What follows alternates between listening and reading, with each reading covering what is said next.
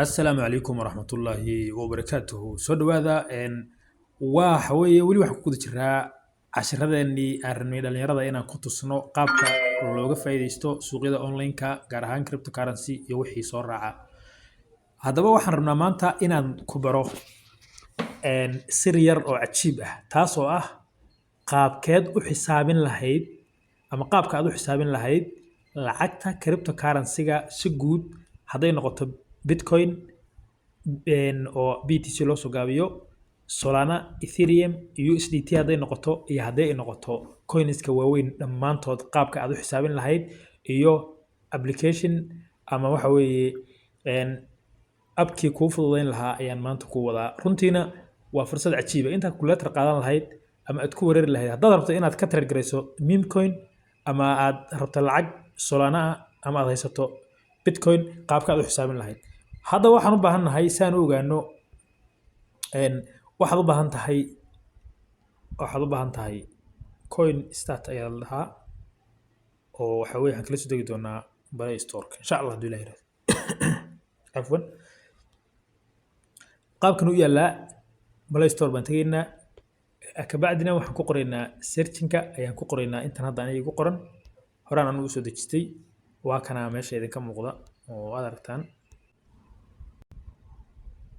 kadibna waa kana ani horaan u soo dejistay waa dejisan yahay horaan ka sii galaya marka waa ka banaanka yaala horaan ka sii galaya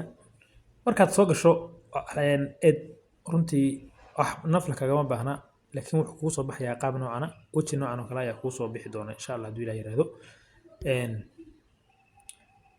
waxaan sii tageynaa markaas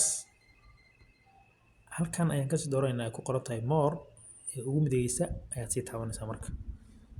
more markaad taabatid waxaa ku soo baxaya calculator ayaa ku soo baxaya oo midkana calaamada balasta iyo minuska calaamadana taabanaysaa isla xilligiiba halkan kore waxa kaaga soo muuqanaya laba lacagayow hadda labada yaclo ana galiyay laakiin hadda waxa laga yaabaa in laba kale ku yihiin kolba lacagtaad haysato waxaad marinaysaa dhinaca kore lacagtaad rabto inaad xisaabteeda ogaato mar walba waxa halbeega kuwa aad wax ku xisaabinaysana waa USDT oo u dhiganta dollarka halkii USDT $1 ay u dhigmaa hadda Solana haddaan rabo inaan ogaado hal Solana ah meeqa USDT ayuu maanta maraya ama meeqa dollar buu hadda taagan yahay saacadan aan joogno halkan kore postkan banaan ayaa waxaan ku qorayaa lacagta kadibna halkan ayaa waxa iga soo baxi doona qiimaha mid kale wuxuu ku fiican yahay application-ka wuxuu ku fiican yahay xilliga ayada ah waxa uu maraya hal senti kor uga dhigayo hal sentina hoos uga dhigayo maanta iyo shalay isku qiimo kuma soo saarayo mar walba wuxuu kugu jarayaa inta USDT ama inta dollar ay hadda marayso ayuu ku sheegaya okay isla aragna marka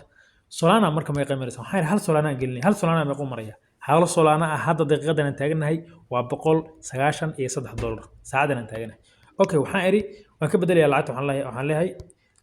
BTC baan leeyahay BTC hal BTC ma maraya on Bitcoin halka Bitcoin ee hadda aan taaganahay wuxuu ku yiri waa 97418 okay Ethereum aan dhaho hal Ethereum meequu hadda ka maraya Ethereum waa tan hal Ethereum meeqa maraya marka Ethereum hal xabaan ku qoro waa 2694 haddaba haddii aad ka taragelin lahayd meme coin oo dhihi lahayd meme coin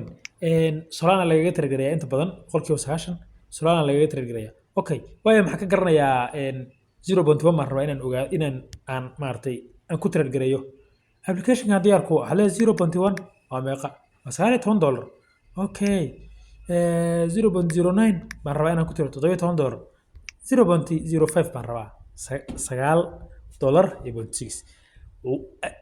coin walba hatta waxa weeye kuwa market cap waa weeyahay waa kana hadda Dogecoin baatana oo waxa weeye meesha ugu jeedaan Dogecoin Cardano waxa weeye hadda waxa weeye BNB XRP Ethereum coinka market cap koodu waa weyn yahay oo dhan hadda kor wado Afix baatana Sugu baatana Shiba Inu coinka market cap waa weyn yahay intooda badan meeshan diyaar ay ku weyn hatta kuwa market cap koodu uu iska hooseeyo ayaa meeshan ku jira meme coin hatta way tifkeena ku jiraan marka waa sirta aadan ogeyn laga yaabo hadda korna lagu sheegin nagu soo biir halayskeenu adoo dhalinyaro dhaqaale helo maalin kastana sir hor leh iyo wax cusub baro insha allah intaasaan kusoo koobinaa maanta asalaamu calaykum waraxmatullaahi wabarakaatu